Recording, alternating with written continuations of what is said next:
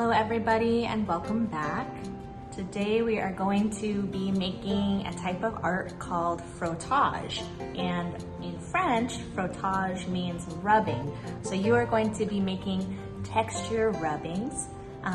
Hopefully you got a chance to look at the Google slideshow already and learned about actual texture, implied texture, and learn a little bit about the artist Max Ernst. So let's go ahead and get started.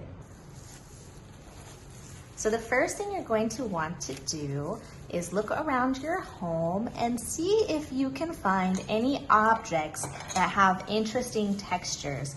So this could also be like surfaces, so like the surface of a table, the floor. I found this awesome bubble wrap, some wood texture here. Remember, these are actual textures. So these are textures that you can actually feel and touch. You could use coins, keys, right? These all have some interesting textures to them. So you can pause here. You can go ahead and go on a little texture hunt. Bring back more than 3 objects that have interesting textures. Okay, so now that we have our textures that we're going to be exploring and experimenting with, you are going to need to find, you can either use a pencil for your art, just a plain pencil, or you can use, I have some crayons. I tore the paper off of my crayons, so you'll see why that's useful later. You could even use colored pencils if you have them. Go ahead and grab a couple, 2 pieces of white paper. Of course, this paper can have lines on it, whatever you have. Before we begin making any final artwork, what I want you to do is spend a little bit of time exploring different textures first. So we're gonna explore textures and just kind of see how these textures show up. When you're doing your texture rubbing, what you're gonna wanna do is hold down your paper with one hand, and with the other hand, you're just rubbing back and forth. So you're pressing down, you're putting a little bit of pressure on that paper. And what's gonna happen is your actual texture from underneath your paper is going to transfer or copy onto the top of your paper. And that's going to become your implied texture. Right? So implied texture is when something looks like it should have texture, but it's actually flat with no real texture. Okay, so I'm gonna go ahead and do a little more exploring here. I really love this wood grain, so I'm putting my wood grain texture underneath. Let's experiment with a pencil. So let's see what happens if we use a pencil. And notice, I'm not holding my pencil like I normally do when I'm writing with a point. It's kind of a different way of holding the pencil. I'm holding the pencil on its side. So it has a little bit more surface area. And I'm kind of just still rubbing, doing some rubbing. So I'm almost rubbing in this like circular way. I'm not picking up my pencil at all when I'm doing this. I'm really just drawing kind of these circles and pressing down. You can try different pressure, right? If you press a little bit harder or a little bit softer. So really just experimenting and exploring all these textures that you found. You could layer colors, you can layer textures. So let's say you want to do this bubble wrap underneath the scales here. You could do something like that. So you can layer colors, you can layer textures. So you could have bubble wrap on top of the snake scale texture.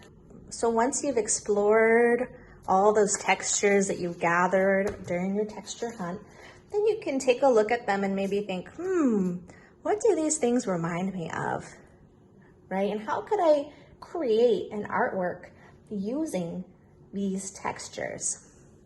So I'm gonna spend a little bit of time looking at my textures that I created. Do they remind me of anything? I think the bubbles kind of remind me of like underwater bubbles.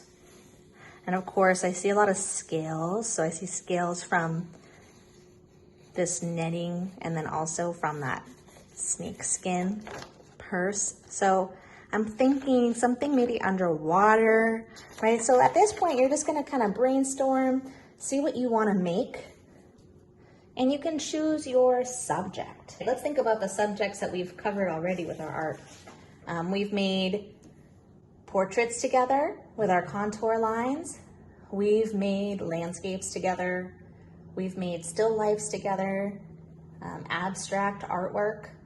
You could also make your artwork of animals. So you will be choosing your own subject, and remember, the subject can be any person, object, or place that is represented or shown in your art.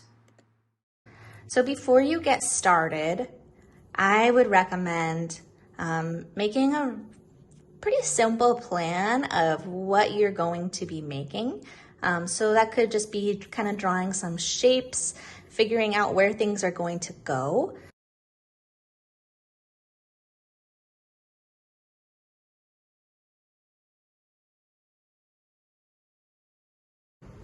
All right, so once I have just a basic plan, a simple plan of what I'm going to make, then I'm going to start filling in my shapes with different textures.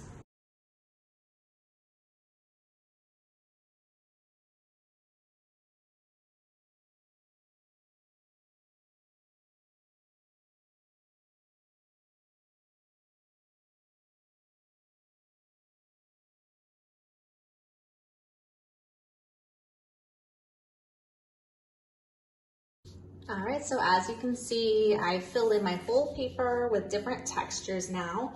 And at this point, what you can do is you can go back in and add some more details.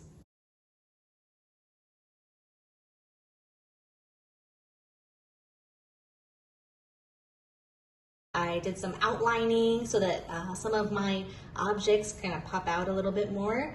I also added some more implied texture on top of my rubbings. So add as much detail as you want. I hope that you have so much fun creating your frottage drawings, and I cannot wait to see what you make.